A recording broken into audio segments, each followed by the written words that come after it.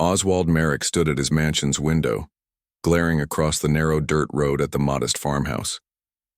The sight of Elihu Graves's weathered property bordering his pristine estate had long been a thorn in his side. Merrick had amassed his fortune through real estate development, transforming sleepy towns into luxury communities. Yet this stubborn farmer, with his paltry 5 acres, refused every offer to sell. What particularly irked Merrick was the aging chestnut mare that Graves often tied to a post near the road when visiting neighbors. The horse, Bonnie the farmer called her, would sometimes whinny at passing cars, spooking Merrick's prestigious clients as they arrived for meetings. "That decrepit animal devalues my entire property," Merrick complained to his assistant Vivian. "I've offered that man 4 times what his worthless farm is worth." "Perhaps he has sentimental attachments," Vivian suggested. "The property has been in his family for generations," Merrick scoffed. "Sentimentality is a poor man's luxury. I need that land for the eastern expansion of Merrick Heights." Every other property owner understood business. This Graves character is deliberately obstructing progress. That evening, browsing obscure forums on his private computer, Merrick found what he was searching for: a discussion about substances harmful to horses. He ordered a package using a false name. When it arrived days later, Merrick held the unmarked bottle with an unsettling smile. The clear liquid inside promised to solve his problem permanently. His plan was simple. If Graves wouldn't sell, perhaps the unexpected veterinary bills or the loss of his beloved horse might change his mind. The opportunity presented itself the following Tuesday. Graves had ridden Bonnie into town and tied her, near Merrick's property, while visiting his sister's place down the lane. As dusk approached and a light rain began to fall, Merrick slipped on dark clothing, tucked the bottle into his pocket, and waited until the street was clear. "Soon," he whispered to himself, "that man will understand that everything has its price." Merrick crept across the street, glancing furtively at the surrounding homes. The horse nickered softly as he approached. He had brought sugar cubes laced with the poison, a seemingly perfect disguise for his sinister intentions. What he didn't notice was Elihu Graves, who had emerged from his sister's home early due to the incoming rain, and now stood frozen in shock, watching the neighborhood's wealthiest resident attempting to poison the animal that had been his faithful companion for 15 years. "What in God's name are you doing to my horse?" Elihu's voice boomed across the darkening street. Merrick's hand jerked in surprise, scattering the doctored sugar cubes across the muddy ground.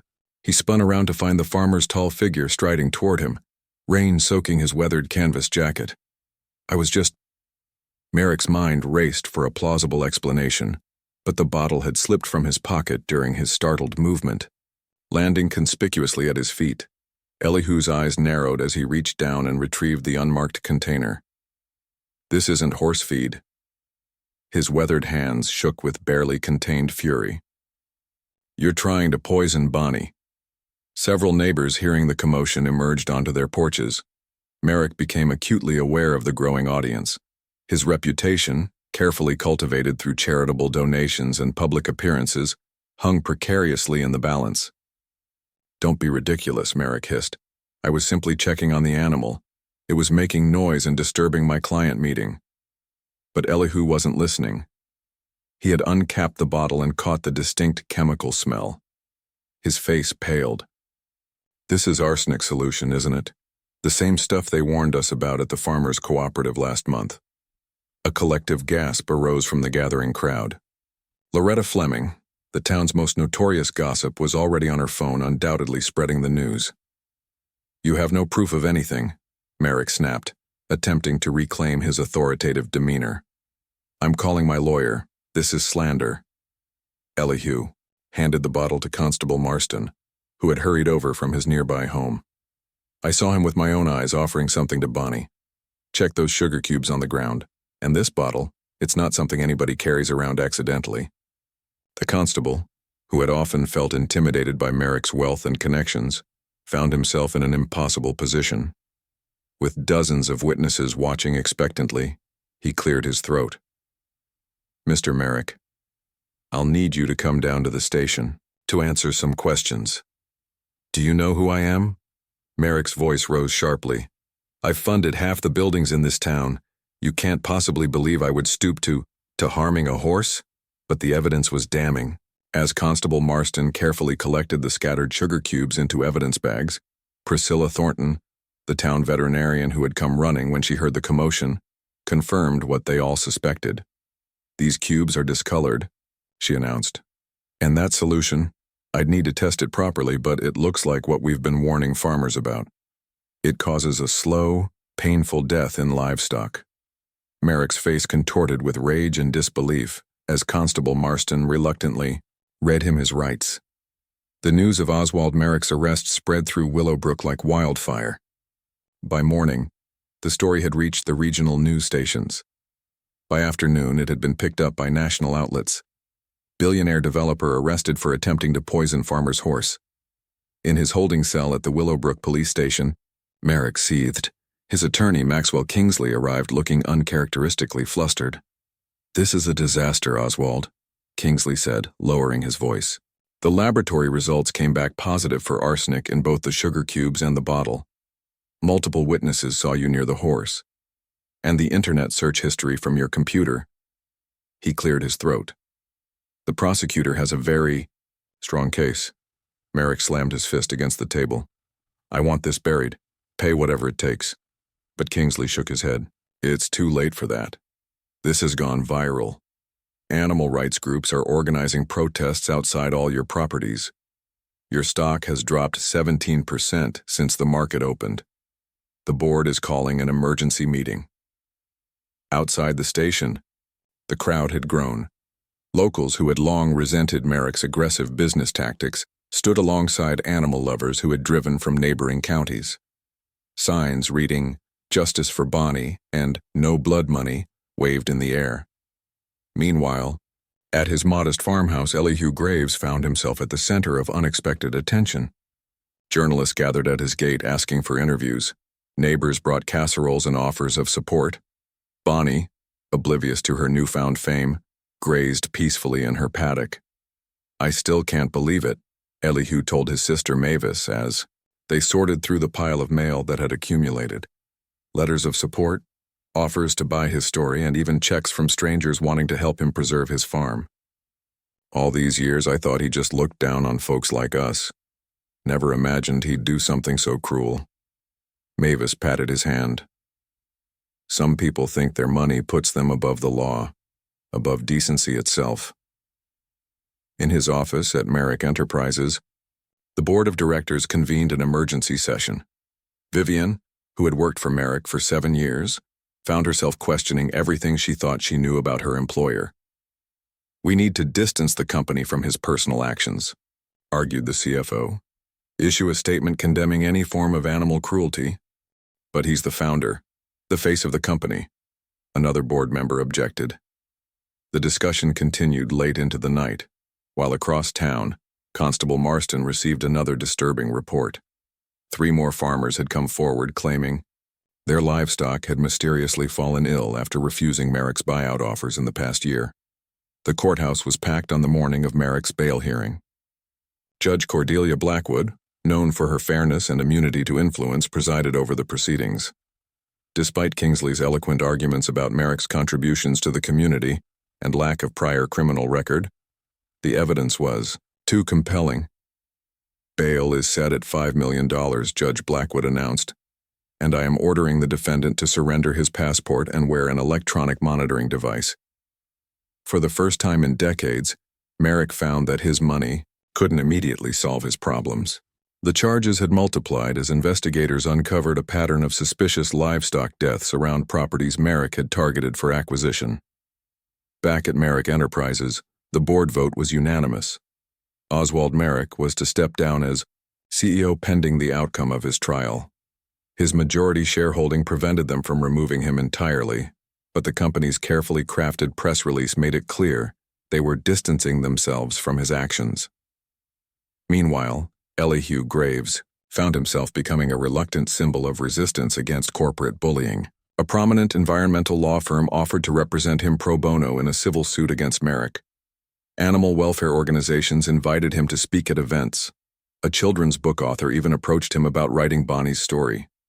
"I never wanted any of this attention," Elihu confessed to Mavis. "I just wanted to keep my land and take care of Bonnie until her time comes naturally." "Sometimes we don't choose our battles," Mavis replied. "They choose us." As the investigation deepened, Detective Imani Porter discovered unsettling connections between Merrick's development projects and environmental violations that had been mysteriously dropped or settled for minimal fines. Former employees came forward with stories of intimidation, falsified environmental impact reports, and bribes to local officials. Vivian, torn between loyalty and growing disgust, finally made the difficult decision to cooperate with investigators. She provided emails and documents showing Merrick's obsession with acquiring Elihu's property at any cost. "He became fixated on it," she told Detective Porter. "It wasn't even about the money or the development anymore. It was about winning, about not letting a simple farmer defy him." The most damning evidence came from Merrick's private journal, discovered during a warranted search of his home office. In it, he had meticulously documented his growing resentment and plans to force Elihu off his land by any means necessary. Autumn painted Willowbrook's trees in fiery colors. The community rallied around Elihu. Volunteers helped repair his barn roof. Local children came to visit Bonnie, bringing her carrots and apples. And in a final ironic twist, a conservation group approached him about establishing a trust to preserve his land as a wildlife sanctuary after his passing. The trial of Oswald Merrick versus the state began on a crisp October morning. The prosecution's case was methodical and devastating, presenting evidence of not just the attempted poisoning of Bonnie, but a systematic campaign of harassment and intimidation against multiple small property owners who had stood in the way of Merrick's expansion plans. When Elihu took the stand, his testimony was straightforward and powerful. He spoke not with anger but with sadness about a man so consumed by greed that he would harm an innocent animal to get his way. "Bonnie's been with me through the loss of my wife, through droughts and hard times," Elihu testified, his voice steady. "She's not just livestock, she's family." The defense tried to portray Merrick as a visionary businessman whose developments had brought jobs and prosperity to the region. But the character witnesses they called were overshadowed by former employees, who described a toxic culture of cutting corners and silencing opposition. After 3 weeks of testimony, the jury deliberated for just 6 hours before returning with their verdict: guilty on all counts. Judge Blackwood's sentence was severe: 8 years in prison, substantial fines, and a permanent restraining order preventing Merrick from approaching Elihu, his property, or his animals. "The measure of a society can be found in how it treats its most vulnerable members," Judge Blackwood stated, "and that includes the animals in our care. Mr. Merrick, your actions reveal a profound moral failing that no amount of wealth or status can excuse." As Merrick was led away in handcuffs, something unexpected happened. For the first time, the arrogance fell from his face, replaced by the hollow look of a man confronting the consequences of his actions. In the months that followed, Willowbrook began to heal. Merrick Enterprises, under new leadership, actually approached Elihu with a different proposition. Would he consider partnering with them to create a model of sustainable development that preserved farmland while creating ecological housing? The irony wasn't lost on Elihu, who agreed to serve as a consultant on the condition that a portion of profits go toward animal welfare programs. 1 year after the trial, on a golden afternoon, Elihu hosted an unusual gathering at his farm. The newly established Bonnie's Haven, a sanctuary for abused and neglected farm animals, was having its grand opening on land adjacent to his property, purchased with donations and part of the settlement from the civil suit against Merrick. Children laughed as they petted gentle rescue animals. Former employees of Merrick found healing in volunteering. Even Vivian had found a new purpose, managing the sanctuary's operations with unexpected passion. And in the center of it all stood Bonnie, now sporting a distinguished gray muzzle, calmly accepting carrots from admirers. The elderly mare who had once been the target of a millionaire's cruelty had become a symbol of resilience and the catalyst for community transformation. As the sun began to set, Elihu led Bonnie back to her paddock, whispering words of gratitude to the faithful companion, who had unknowingly changed so many lives, including his own. In the distance, the lights of town twinkled, and for the first time in years, all of Willowbrook's residents, wealthy and modest alike, shared a common understanding of what truly constituted wealth and poverty of spirit. From his prison cell, Oswald Merrick read about the sanctuary's opening in the newspaper. Something shifted in him as he traced Bonnie's photograph with his finger. The long journey toward redemption would be difficult, but perhaps not impossible, even for him.